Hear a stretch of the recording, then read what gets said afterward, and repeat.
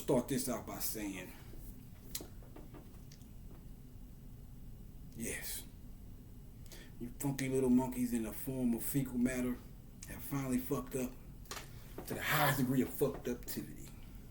You are the filth, foreign filth in the flesh. You like that? I know you do. Yeah. You jealous little jello pudding eating motherfuckers. If the shoe fits, wear the bitch and buy the matching purse. Oh yeah. Yes, sir. And that ain't no disrespect to Bill. You ain't with me, Bill. I'm talking about these other guys. These guys who, yeah, I'm gonna talk about that later. Yeah. Now that's what you call going ape shit. Oh, you bitches, it is time. So, Indian style, bitches. Let this unforgettable ass whipping commence. Now, we are here today in the honor of my main man, Prince Roger Nelson. You know, we're about to go crazy. So crazy. Yeah. Look you niggas in the eyes when I talk. You bitch ass niggas. Hey, man. So you might say, well, to what do we owe that type of an intro? Well,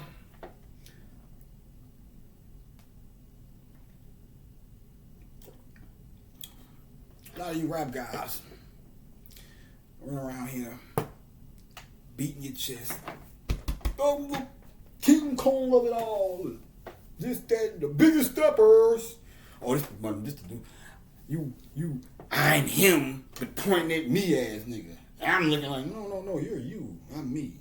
We're one, but not like that. No, you're not me, buddy. We're all one, but you're you. I'm him. No, you're you. Don't point at me when you say that. I don't know who's him. But you're not me. Leave that shit. Indian style. Knees bend, motherfucker. Yeah, we in the building. Whew.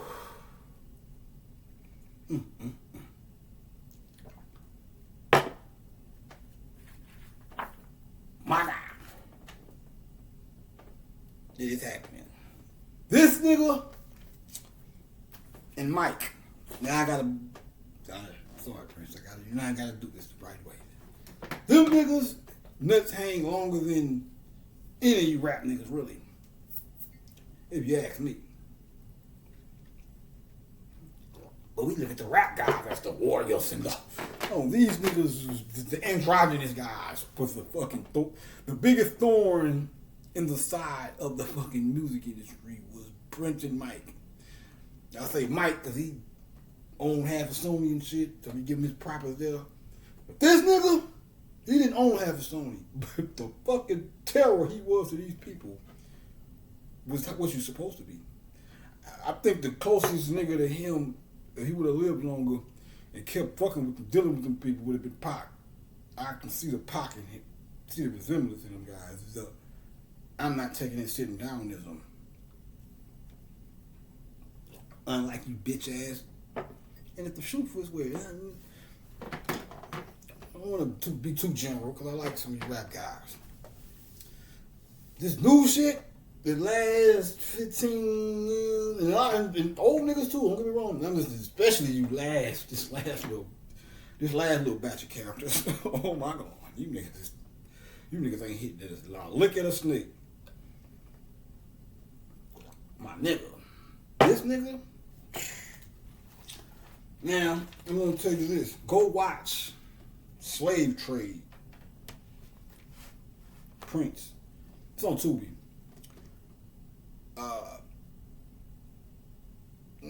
The Prince wasn't involved in that production.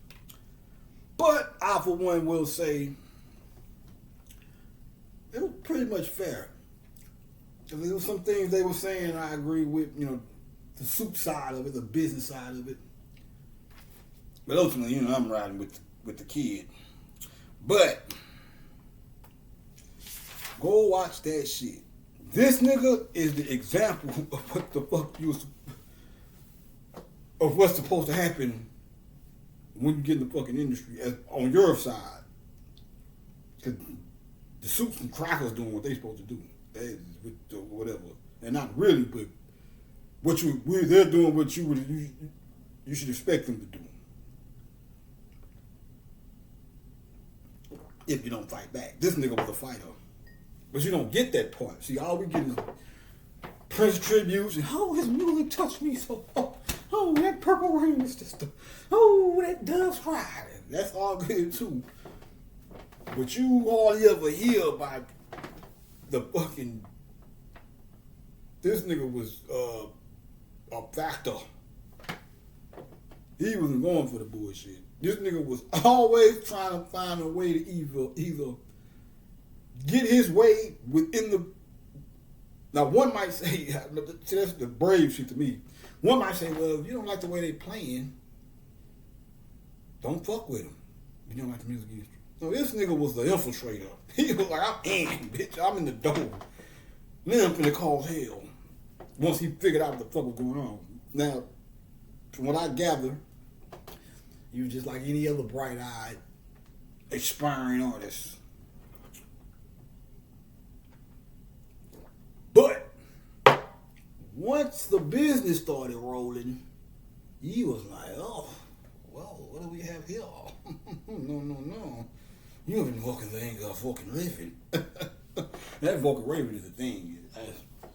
I'm from Ravencrest. That's my hood, my apartment that I rep. And Vulcan is a deity too. I'll have to find that later. But yeah, it's really, it's percolating. You haven't walking the anger of fucking Raven. That is not good for you. No. So crazy. So crazy. I'm a monkey too. I'm with the monkey business too. But see the difference between me and them, I'm on Hannibal time. I don't eat shenanigan bananas. You might be wondering, what is a shenanigan banana? Well, if you're a modern day rapper, you might be on. Just lay off the shenanigan bananas. Get you some real bananas, son. No shenanigan bananas are turning your mind into mush. It kills your brain cells, sir. Oh shit, yes. This is how you're supposed to get nuts. When you get crazy, you get crazier. You niggas ain't crazy enough. I traded my cool for a little bit of humor. Now they looking at me like ain't nothing we can do, son. Deuce up, A-Town down. Shout out to my real Atlanta niggas. The old Atlanta. My catfish and grits eat niggas. fucking mustaches moose you. Oh, you go. Damn. They know who I'm talking to. So don't take if the shoe don't fit. Don't worry about it. I think these guys don't know without me having to say their names. We're gonna get nuts, very nuts. Pause and all that, and you can pause and no homo that other. Fuck you wanna. Respect a lot of this kookiness. Yeah, just your boy. That nigga said I am Prince and I am bonkers. Oh boy. Yes. I traded my cool for a little bit of humor. And they looking at the kid like it's nothing we can do, sir. Deuce up. A-Town down. You bitch ass niggas. Not ATL. I'm not saying ATL. That just rhymed with the shit. This is not personally with the ATL. This is just. I don't want y'all to confuse that. I love Atlanta. Believe that. It's not an attack on Atlanta or no shit like that. That just fit with the rhyme scheme. Deuce up. I don't know. But yeah, shout out to Atlanta. Yeah. But yeah, this guy here. Now,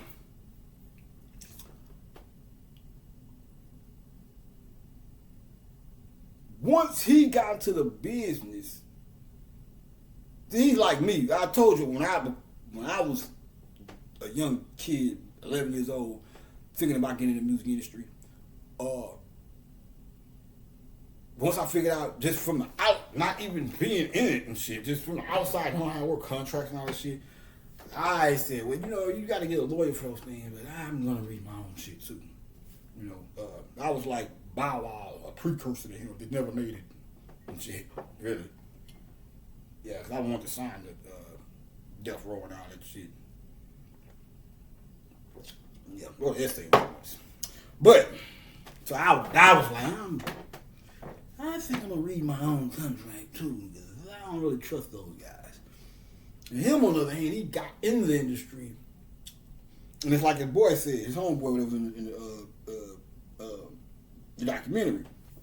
He said Prince is a student who likes to read. Read and share with his information. He said, so once he got into the music, see, that's why reading is fundamental. See, it's easy to reel in a bunch of motherfuckers who don't like school anyway, who don't like read, or who don't like academia anyway. All you gotta do is tell them, hey, we're gonna give you all this, and put a stack of papers in front of them and say, this is your contract. And then give them another, don't worry about all that, it's all good. Just sign here. You do that shit, and 5 years later, you're disgruntled and shit because you signed a contract that you could have read. It amazes me. Now I see why he didn't like that nigga sample his shit. He was right. But I know somebody that did. Yeah, that guy's from Houston. We're different. We are different, bro. And like I said, I have to explain this shit as I do it. Because niggas like to piece it together that ain't what it is. This is not, like I said, I know I said Atlanta in the beginning. Now I'm big in Houston up. This is not a comparison. It just happened like that. I'm just letting you know before you get in your bag. If he taking shots, everything is, all these subliminal message throwing bitch niggas horn on labels these days.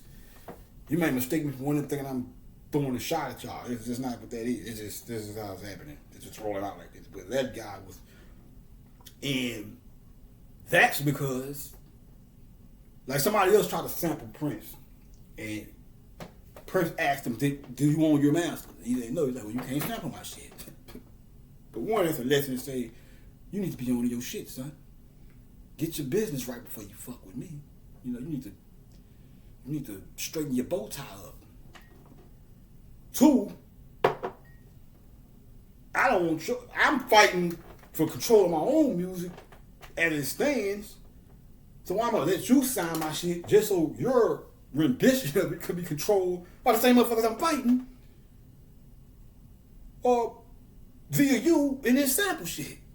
You sample my shit, and they take your shit and put it on a Charmin's commercial. I don't like Charmin's. This is just an example. No disrespect to Charmin. I'm just saying, hypothetically speaking, what if Prince didn't like Charmin's? And you do the shit, then they take your shit and put it on a Charmin's commercial. He's sitting home like, ain't this a bitch? I don't fuck with Charmin's. I just don't fuck with him. I don't know. This is how music works. What I'm saying. This is why you have to. This is what I'm telling y'all in the other video. Mind you, before I even I told y'all this shit before I even started watching the slave trade documentary. I told you this shit. You sign certain shit I'm just not doing. My name is Starface Summer. I created that. Starface Summer. I'm not giving ownership of my fucking name. So you can splatter it all over the place in the name of business because you own the shit. No, I created that. That is organic and homegrown. You niggas don't think like that, but you see that bag and it's just like, oh, give it here. Still. Then give a little ass on the side too, some of you. Men. Boy, y'all niggas, you niggas disgust me, man. You funky little monkeys in a form of fecal matter. I'm about to go. I've never, ever heard a fancier, more phenomenal way to call a nigga a piece of shit. I be looking at some of these niggas like, what does that chunk want? Go back down. Scum of the earth. Scum of the earth looking ass niggas. This nigga makes y'all look terrible. You can hate me, bro. I don't give a fuck. I'm telling you the real. I'm gonna tell you what you. These niggas want you to respect them. So you niggas need to be like Janet Jackson. These niggas want you to respect them as a god. Big god. I'm a king. Whoever the fuck's supposed to be the king of rap and all this shit these days. But you gotta start looking at these niggas like, what have you done for me lately? Have you? Yeah, music is good. The king is a. That's a very involved word. You don't teach nothing, buddy. Have you ever? I don't learn much from you outside of how to. Like a little beat and shit. What have I learned from you lately? So this guy, you could see, we didn't have the internet then. So when you, by the time the side of the fight that he was fighting that you got was given to you by the media in the form of jokes and attacks. Same thing they did with Aaliyah. They attacked through the media. That's why he was informed of media, press and shit. And I don't think it was press itself, but he knew or understood, or I understood, via going through the shit. That's how they attack you. They have the fucking interview set up. Oh, you going on such and such show? Or whatever show you going on, the questions could be coming from the fucking music industry, and they can be putting you in a rather compromised position when you go to the fucking. You see, Mike had to tune Oprah mid fucking interview. Tyler did the same thing. Get to talking that stupid shit. Me no English, me Espanol, bitch. Hell, man, this industry shit is crazy, bro. I thought I knew how crazy it was, and you got it. I know you're looking at him like this nigga's a psycho. It's like when they get crazy, you get crazier. That's an old science. The nigga Bobby said when they used to come to Africa, it was certain parts where they used to try to invade Africa or some shit. One of the things they would do, the natives would go crazy. Just start acting crazy. That fucked them people up. They were like, bro, let's leave them alone. Yeah. Oh, yeah. And I'm not doing it out of defense. Really, I can say that calm is all over, and you will know. Boy, you'd rather take a very, very, very long walk to work with wet socks on. Boy, and I've done that before. It's not pleasant, especially when you have to work the whole shift. No, it's not.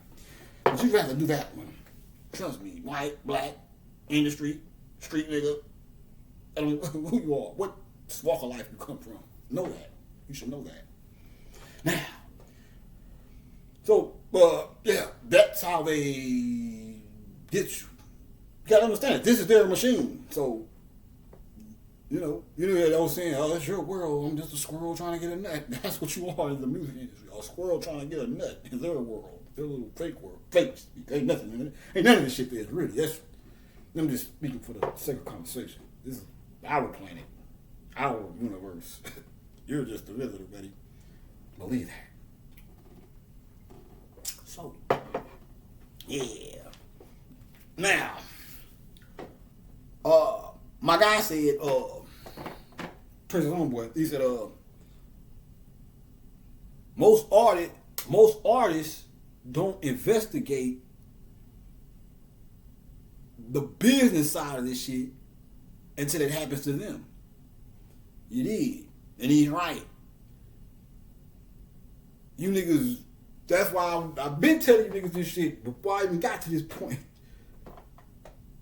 You like, so you're complaining about a contract that your John Hancock is on. Pause. Yeah. you may have a little bit more responsibility in your fucking than you want to take responsibility for. That's just what it is. If you ain't gonna, that's why I told you I'm 11. That was common sense when I was 11. I don't trust them. That's why when they start, I'm like, yeah, I'm not finna end up wrestling with you bitch ass niggas on some dumb shit. I can read first and see what the fuck is going on. And this nigga was about. That's why he was able to make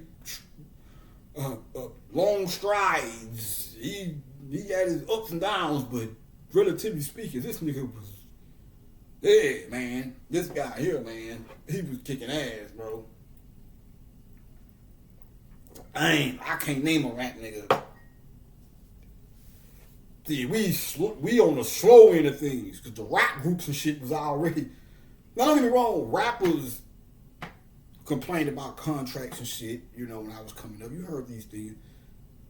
But it wasn't much of a fight there. This guy, he had the juice to do it. He knew how to use his chips.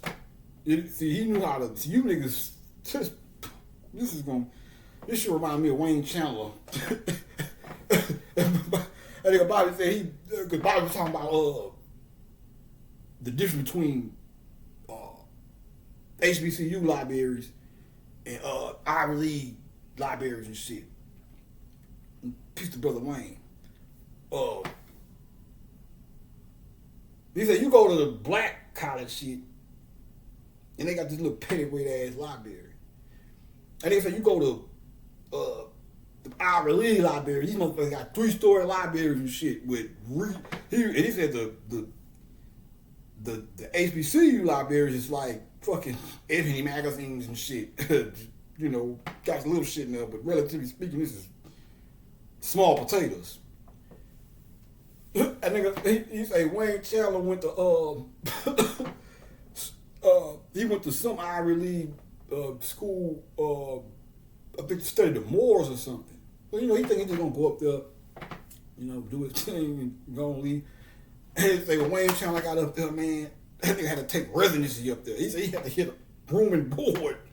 He said there was so much information in that fucking, I can't remember what school it was. He said there was so much information in that library. He had to get I think the library was like, he was from, I don't know Wayne Chandler was from, but he was from, I don't know where he's from, but this was like out of state from where he had to get room and board and stay up there for like 3 or 4 months just to research and shit. This is kind of reminding me of what I was thinking about this morning, because I was going to do my thing on Prince. Give him about a good 4 5 hours. I've been getting this slave trade shit. I got to take residency. I'm annoying the crowd. This might be drawn out. I might have to do this shit in sprouts throughout the year or some shit, because this nigga here, man, was kicking ass. Yeah, man. And the spiritual shit is all there. This nigga here, man. Yes, buddy. Yeah, I was wondering, because I did Mike, Mike shit was on fire. I always thought I was about to do Prince. And I was like, I wonder how this one gonna go. Oh, what's happening? Yeah, so I'm gonna have to take residency. This is gonna take a little longer than I thought. But and I'm saying all this shit, I'm laughing and joking and shit, but let me get serious so you niggas understand what the fuck I'm saying.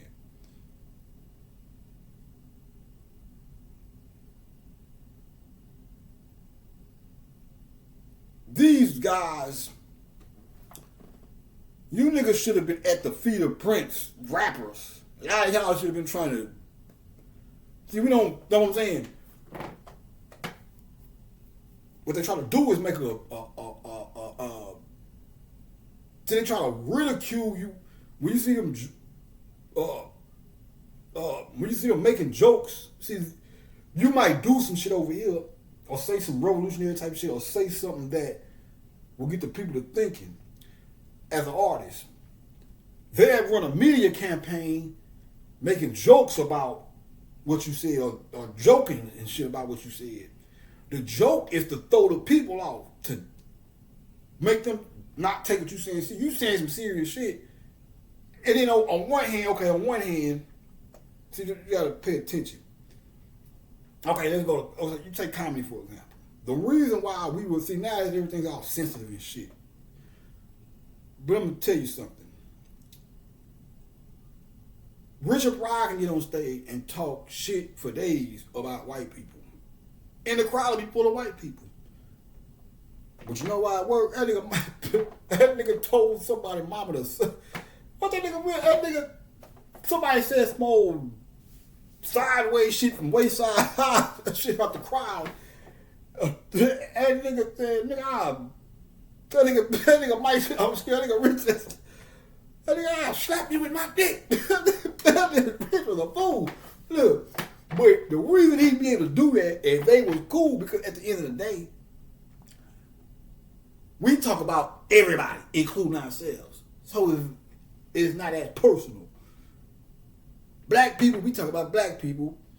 Same way we talk about everybody else. Niggas ain't shit either. Niggas this, niggas that. But you think we just gonna sit here and have a talk about niggas all day and not joke on y'all? This is where you're mistaken. And people get this shit on a subconscious level. That's why they be crying, laughing and shit. Because it ain't personal. So,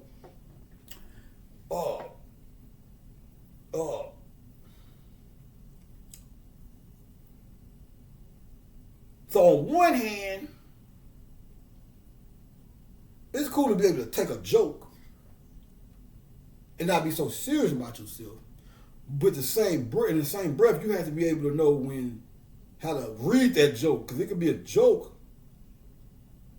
and you might be like, not taking it off. Oh, it's just a joke. Sometimes it's good. It's just looking at it as just a joke, but then sometimes you gotta realize when a motherfucker is trying to use humor as a weapon and debunk some shit, or take a little bite of the bite out of what you're saying. And I'm saying some shit that's some serious business. No, motherfucker, this ain't time for joking. If I'm trying to tell you about how the music industry is raping niggas, contractually raping niggas, R-word niggas, for you soft-spoken ass YouTube guys, R-word, don't come and unalive me for that. You niggas, you niggas, man. And a nigga over there start making jokes, slap the shit out of him. No, nigga, this is no time to be laughing. This is a serious matter here. Now maybe after we get the matter solved, we can make jokes, but no. This is about what you do and when you do it sometimes. But they would make mockery of when he started doing it. And then you just talk about the way they said it in his documentary, where his antics started making people take him less serious. It's like, no, the way the media interpreted his antics made people look at him crazy. And you would have sat him down with somebody that was willing to, not no fucking 30-minute segment where you can't even talk about shit. You would have sat him down with somebody who was going to ask him some questions, some real questions, where to give him the opportunity to explain more what the fuck was going on. A good 2 or 3 hour lecture where he can show you what the fuck was really going on, as opposed to just 25 minutes and he throw a few tidbits out there and you niggas just let that shit go over your head. Maybe it wouldn't be so many people after him with contractual problems. You dig? My nigga, this nigga was the truth in boots. Believe that shit, man. This nigga was a fighter, bro. And his shit was spiritually on point. We're gonna get into that. So yeah. He said most artists don't investigate till it happens to them. Till nobody give a fuck anyway till it happens to them. Most of these niggas.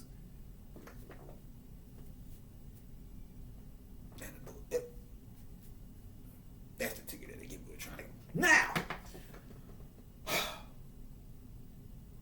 boy, you niggas dropped the ball, man. I'm looking at him like rap supposed to be the fucking tough guys and shit. You niggas a tough guy. Never compared to this guy when he was on. This nigga was like, no, fuck that. I ain't gonna drop it. What do you mean, Prince? Really say some more? Oh, I don't like the way guys are doing things. No, I'm not gonna. Then he's talking shit about the guy. This nigga's the. Come on, man. Anyway, so I think this was his homeboy from slash bandmate from New Power Generation, if I'm not mistaken. You know, the more he got to the literature, see, you hear the word literature, you know what I'm saying? You niggas have to connect the dots. See, you hear you niggas don't even, you niggas when you better, you hear the word literature, last thing come to your mind is the music industry.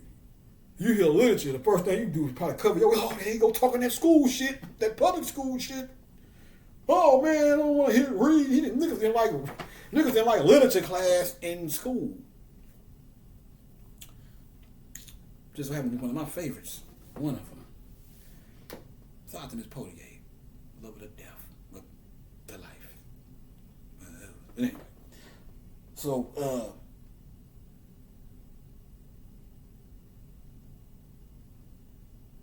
the more he got into the literature of the music business, aka the more he started to read the way this shit worked, it didn't take him long. It didn't take him 20 albums in. Oh, the music industry is so, no, it was probably about his second or third one, maybe his second one. I'm gonna have to watch that again. But he said that, and I'm saying this because I want you to compare this shit this nigga's on. Listen to what I'm saying. This is my take on it. Go watch it for yourself. Look at what you see this nigga doing and compare this shit to rappers and shit. There's no comparison. Niggas pale in comparison. I don't give a fuck how many niggas stood up and said, the music industry ain't do it like this guy. Give me 1 second. But yeah, man, that nigga said the more and more Prince started to read the literature of the music industry, the more frustrated he became. The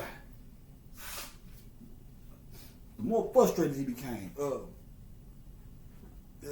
even 1 second. I don't want to be in front of y'all. Slime on shit. Alright.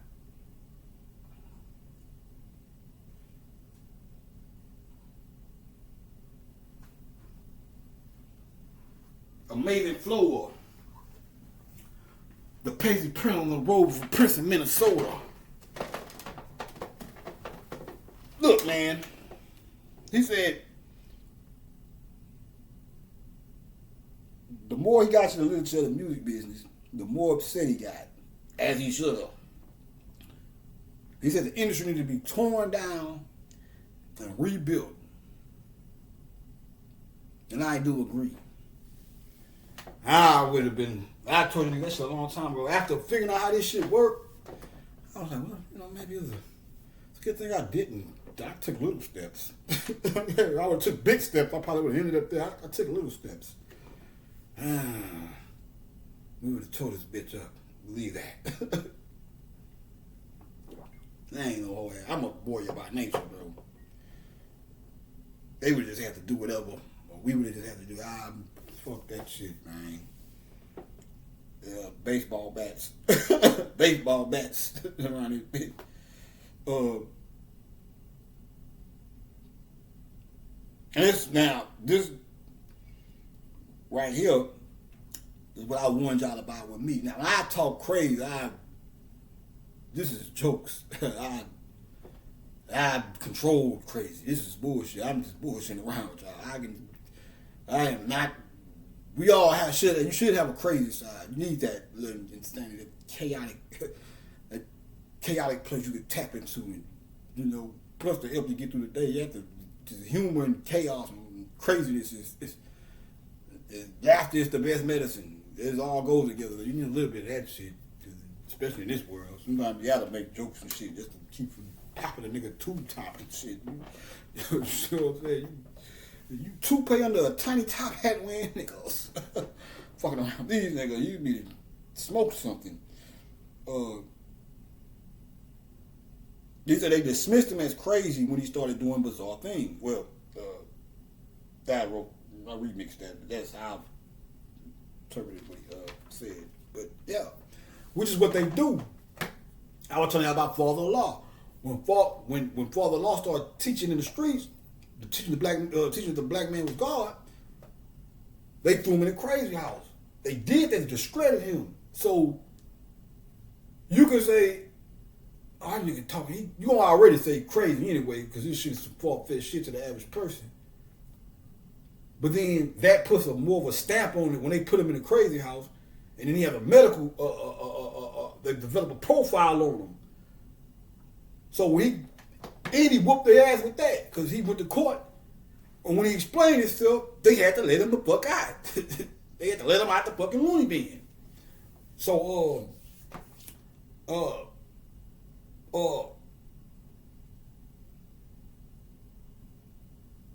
this is why you have to be able to explain yourself. That's what I be saying about Kanye and shit. I love the guy, but you can't be all vague. You can't be doing wild shit and then be vague about it. Well, no, you have to explain what the fuck is going on.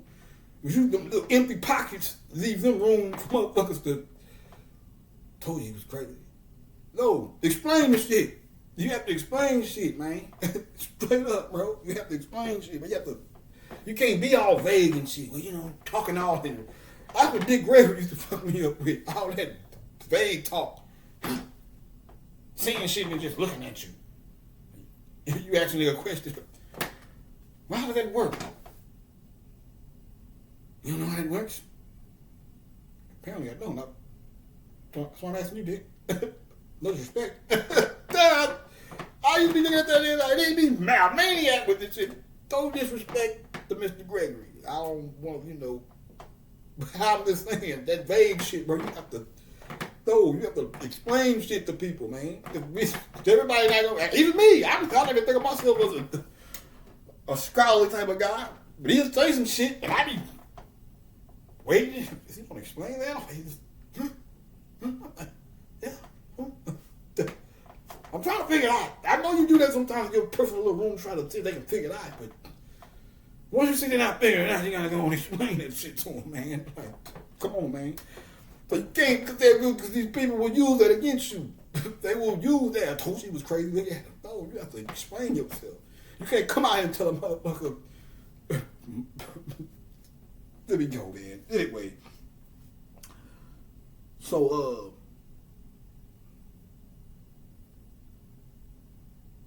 now there's another part in there. Now, this is, if you watch this shit, you might overlook it. But it's imperative that you see this shit and look at it through this lens, and I'm going to give you, if you couldn't have done it yourself. Or if you've already saw this and didn't do it yourself. There's going to be one part where they start speaking on how the appeal of black music started to expand with hip-hop and all that shit. Or whatever. And you're going to see another scene, a bunch of white guys in suits proposing toast and toasting it up and pouring up bubbly and shit. Them niggas were celebrating the pimpage of nigga artistry. Believe that shit. They were celebrating the fact that they were about to make way more money off your shit than you, and sending their kids to college to do that again to the next generation of us to come up. That's what I want you to, and really I don't know what the fuck that party was. But that part where they were showing that all the motherfuckers pouring them champagne, and I get it now. I had a dream where a motherfucker, it was about 2-3 weeks ago. I had a dream where a motherfucker, it was a weird dream. Dreams be weird and shit. It was a dream where a motherfucker had like a motherfucker rolled out 2 fruit glasses and shit. I thought, what the fuck does that mean? I didn't get it. I get it now. It was this shit. See, that's how you supposed to, this is how you work with your spirit world and the dream, yeah. When I saw them champagne glasses and shit, everybody pouring up, I ain't see a nigga in sight. They smile. Yes. Oh, we got him again. That's how I looked at it. So then, when you watch the shit, it's just, they pouring champagne and in my mind, I got an imagination. So they, yeah, we are doing it to these niggas. I'm like, no, this is not right. So yeah, they show you shit.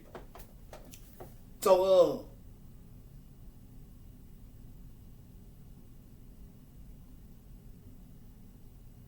as the appeal of black music started to expand,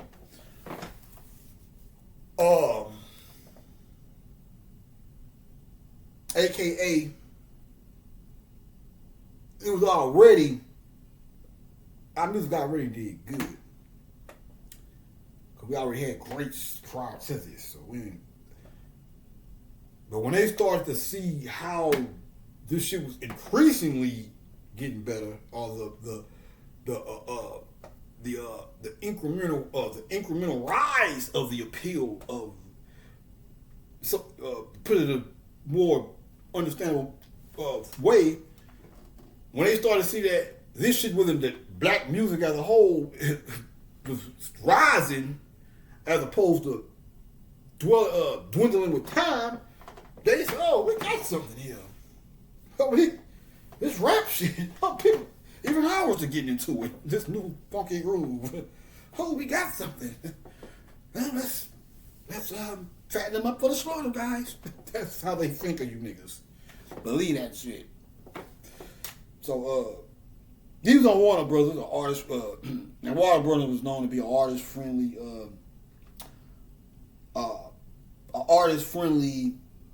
label. The way the guy put it was they wasn't really concerned with instant success. Now that's key, because when you're on a label that is not rushing you to put out projects, or would rather you hone your craft and cultivate your shit,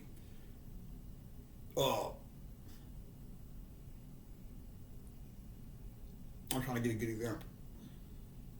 Say I'm a record label.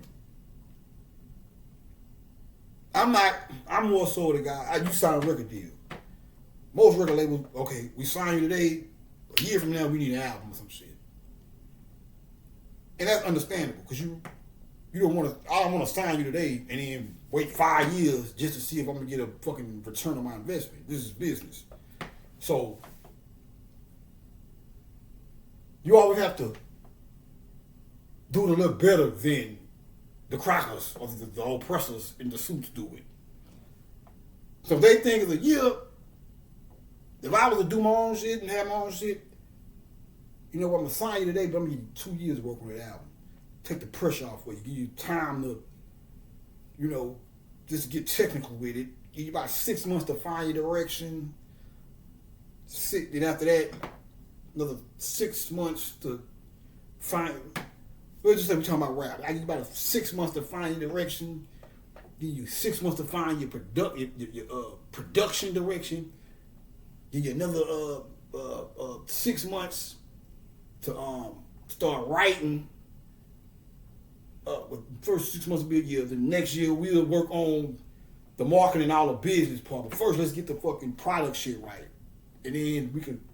After you do that, plus while you're doing that, we have a team already working on that. But the first 6 months give you a little time to get your direction and shit, find out what you want to do and shit, who you want to work with, and this is big business. So you want to, you put millions of dollars in the motherfucker. You want to think like this. So the first year will just pretty much be about direction, sprinkled with or balance between finding your direction and always producing and making music and shit, but not so much in a rush. So by the time that next year come, you be set up to where you got a little shit out. You probably already got a couple songs that'll definitely be on the album, and then you can that next year start working on singles and the rest of the song, the rest of the deep cuts or the album cuts or whatever, as well as the marketing, promotion, and what kind of rollouts we gonna do and all this shit. This is just my take on this shit.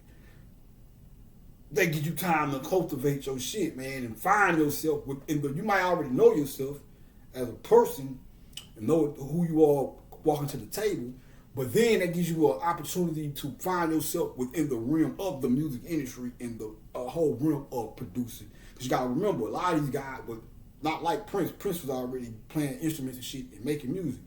But when it comes to rap and shit, a lot of us, this new shit where it's just easy to keep studio program and shit. We don't come from that. We come from an era of rap where you had to spend thousands of dollars and shit to get equipment and shit. You had to have at least about $2,000 to just start off with. You get your drum machine, keyboard, interface, and all that shit. You don't have about a good. take you about a good $1,000 to $2,000 just to crank some shit up. Most niggas don't come from that. So, pre-production on a general scale isn't like it is now. So just to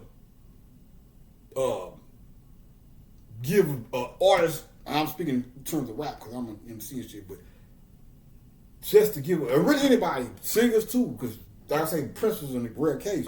A lot of people either come from singing over other people's shit, doing covers, and all that shit. So that first year gives you a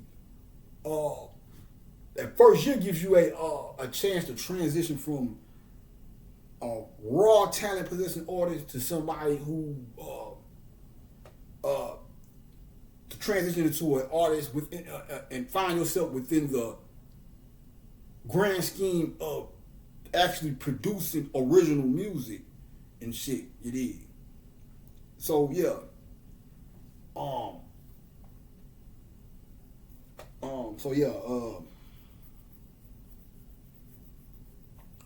Now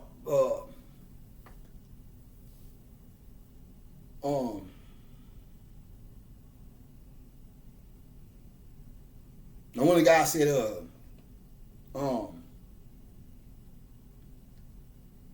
he was self-directive. I didn't even work on my goddamn handwriting. What the fuck is that? It was self-directive. He was self-directive and unpredictable. Okay, he reciprocated and unpredictable. Okay, that's what it is. I was like, what the fuck? That practical. But I need to slow down. But he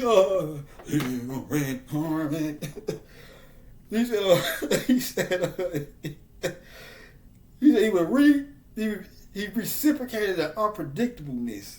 He would do shit like withdraw albums prior to the release date.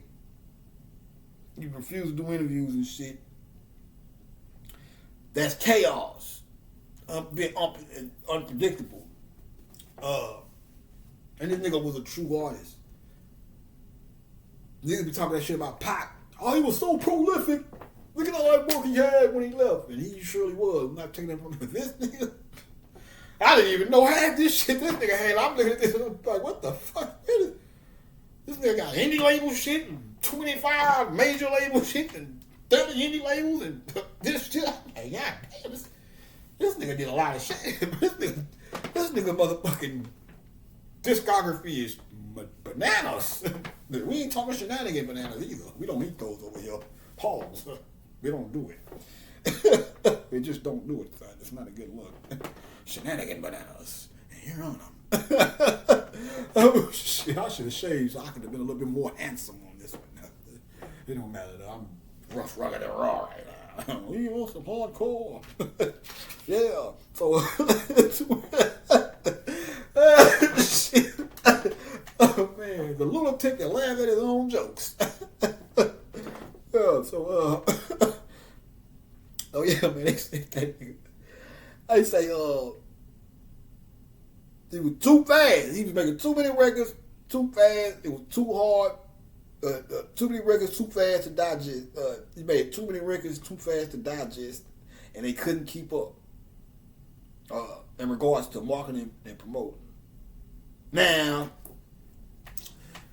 this is where I kind of, as a, just to be fair about it.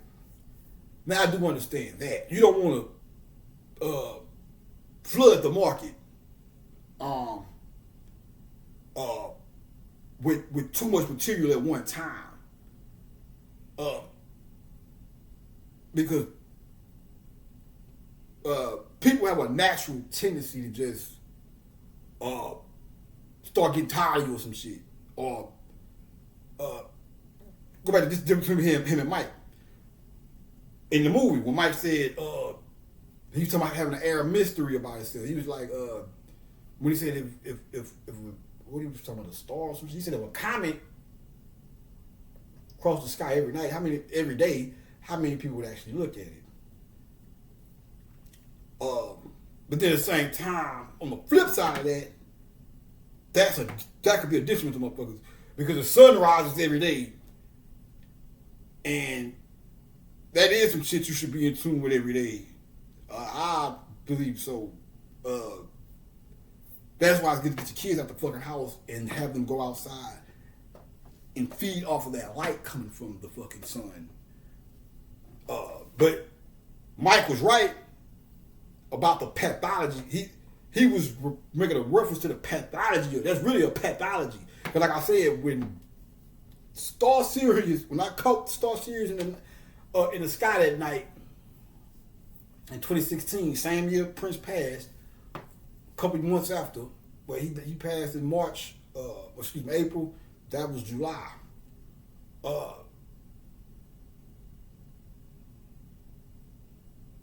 Once nobody made a big deal. I say nobody. Am I the only one seeing this shit? Because to show you how we take the night sky for granted. This star in particular, but on this particular night, it was glowing with a different type of radiance. It's in the sky every fucking year. I think it's only like 2 months out of the year where you can't see it in the sky, like right after winter or something, like right after Christmas or something like that. Don't quote me on that, but I think if you read The Serious Mystery by Robert Temple, he says that in there. But we take that type of shit for granted. And it probably was some other people who've seen this shit in the sky, but they don't know what Sirius is or whatever. So they probably thought if the average nigga would have saw what I saw, like I said, it's on my Instagram page. I just hate somebody stole my phone. Boy, if I can come in contact with the fingers of that fuck nigga or fuck bitch, whoever took that phone. Oh! So that makes you kind of responsible, doesn't it? Oh, man. At least I'm glad I put the shit on Instagram though. But the phone had more. I had more shots of it than the phone, on my phone, but I got the best one, probably the best one on Instagram or whatever. So kudos to that. Nothing's lost, really. The way this shit was shining, bro. The average nigga would have saw it if they would have looked. We don't look in the sky like that, especially. That's why baby girl I was talking to, the 18-year-old chick.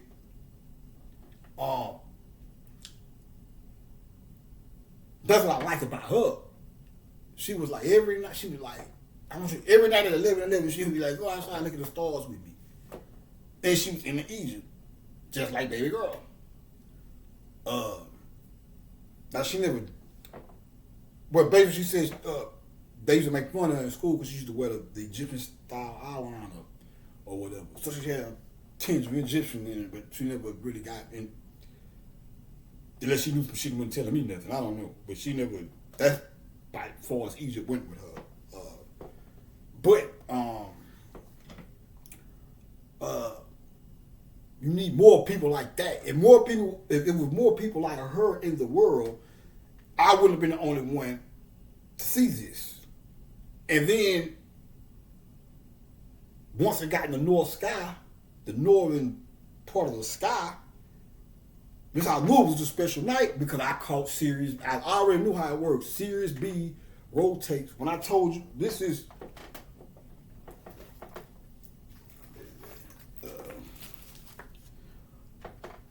Will it correct?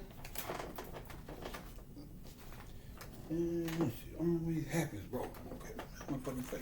Sorry about that, bro. Yeah. I'm not crazy, really. This is good for the heart chakra. Trust me on this one. As a matter of fact, but what I was telling y'all, this is okay. This is serious, right? Skittles growing. It'll be glowing all the different colors of the rainbow. When all these go up and meet up here and commission to create what we now know as the sun, it leaves a little spark in here, and it's a wick that comes out of that spark. That is where the tassel of the Moors comes from. The tassel that's on the Moor, it's like a little piece of hair. Well, basically, when these go up, you'll have a little piece like this, still, all this, the melanin on the outer edges will fall and cover up the star seeds down here, right? But this one would stick, this part right here would protrude out, like that. That's the wick of the candle. This is why this is the wick end. This is the end, the light. That is the wick end. Wicked end. Wicked Eddies. I'm opening up a motorcycle shop. That nigga about wicked Eddies. This nigga wicked Eddies. Goddamn wicked Eddie. That's gonna be one of my new personas. Wicked Eddie. Nah, I don't know. I'm already stealing Eddie jokes and shit. I don't really think I'm trying to take his whole persona and shit. I'm just blending them in there a little bit, man. Paying homage. I don't want no smoke, Eddie. You know, we get ranked on by a professional comic and shit. I'm just a two-bit one. Kind of good, though. I might look into this shit. Who knows? But, yeah. But when that lightning strikes or sparks the wick, that little wick that's sticking out, when all this goes up and that lightning bolt comes back down and strikes that wick and opens it back up, that is the last little bit of light that was in here. That last bit of light shoots up, and the same way all these lights got absorbed into this one black hole, is another. When that lightning strikes, hit this, it comes down. This spark goes up, and it's another little black hole on the outside of this, where that light goes into, and it becomes absorbed within that light, and it circles Sirius A. That is the motion behind it creates Sirius B. That's the dwarf star. That's the black star. When you see Sirius B rotating, or if you catch Sirius B, if you catch the eclipse of Sirius B, or you catch when Sirius B eclipses Sirius A, you will see Sirius A right here sparkling, and then you're gonna see once it starts getting closer to where it's going to go in front of it, it's gonna go. It goes from glowing different colors, and then it's gonna go from glowing different colors to glowing different colors, then flashes of white. Glowing different colors, flashes of white. And then eventually you're going to start seeing this. You're going to start seeing the light. You're going to start seeing the blackness right here. And you're going to start seeing that light being pulled into that black hole. And then eventually you start seeing the shadow. And then this lasts about 15 minutes or something like that. But then eventually you see when Sirius B finally gets like this, it's going to look like a wormhole. It's going to be a white. Sirius B going to go from flashing all the different colors to a white backdrop with a black dot in the middle. The black dot is that little spark of light that shot back up after that lightning struck and was absorbed into the orbit around Sirius A. And all this happened that same year. I think I lost my job like a week before Prince made the transition or some shit like that. Or that same week. I think it was that same, no. I think it was a couple weeks after. I think I lost my job in March. And then in April he passed. I didn't remember. It was something special about that date I lost my job. So I can't remember. But anyway.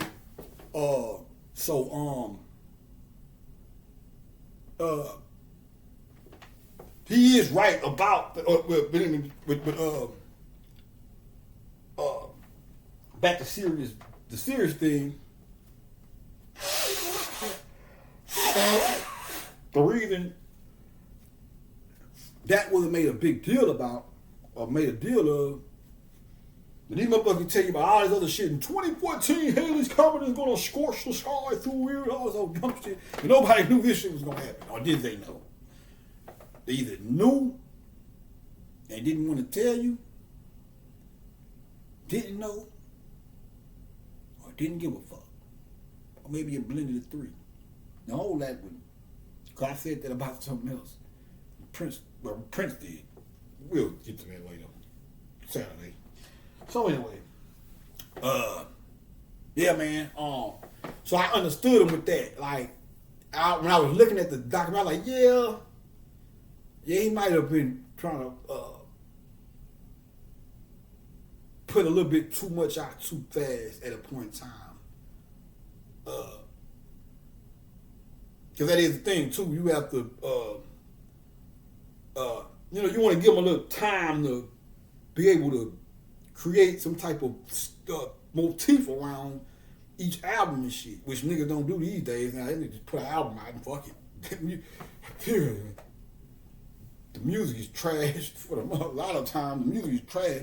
You niggas need their gimmicks is social media antics and soap operas and shit. They broke up again? Oh, this is the breakup album. This shit is ridiculous, man. I ain't gonna lie. Old Brown, I love you, but this is bullshit. I love you enough to tell you when some shit is not right. Which I would hope you tell me. If I had a booger in my nose, I'd hope you tell me. I don't give a fuck how much you like me. Hey, man, you might want to go clean that up. Thanks, guy. Yes. But yeah. Shit, man. Let me go ahead and end this one, man. And we'll be back, man. This nigga is gonna be this is probably like shit. This shit is gonna probably be all. I probably put this nigga to the fall or some shit. Some whole shit like that. But I end this one by saying, shout out to Lil Troy. He was able to get a Prince sample. And you wanna know why? Go back to what I was telling y'all about Texas artists. In West Coast, like I said, East Coast, by them having all the major labels over there, it kind of was a hindrance to the independent game. I don't hear too much about independent. When we was down here killing the independent game, them niggas was the big top dog stars on Def Jam and Geffen and Epic and all this old shit. Niggas down here was finding their own way. Didn't have a huge, didn't have access to a market as huge as those guys, but they made more of the money, which I would fuck that do super duper stardom shit. Now I used to be enamored by that shit. Now I look at no, I would rather just give me Colorado, Arkansas, and Louisiana. Give me the surrounding area. Let me get what I can get now. Give me a little something I can. If I can make a few $100,000 a year without having the ability to control some motherfuckers that don't actually get the art a lot of the times, yeah, I'd take that. Because that's what Prince ended up doing. He had the major look. The more time he spent in the major look, the more and more he started trying to escape that shit and do some shit independent. The only thing about it was he had his fan base that was so fucking wide at the time. Well, he had developed such a wide body fan base that going back to leaving a major label and going into an indie label or start his own indie label, it'd have been hard. He didn't have the resources to serve the demand. So you can't go from being Prince and motherfuckers loving you all around the world, Mike and motherfuckers loving you all around the world, and 3 years later you run some type of boutique label and you only got enough goddamn resources to serve a few 100,000 people and shit. You need 45 million other motherfuckers on the fringes. What is going? We're waiting to print more CDs up, sir. Check back in a year and this type of shit. Yeah, we gonna get into it, man. Let me go upload this one and we'll be back. So y'all, yeah, we here, man. It's popping. Peace.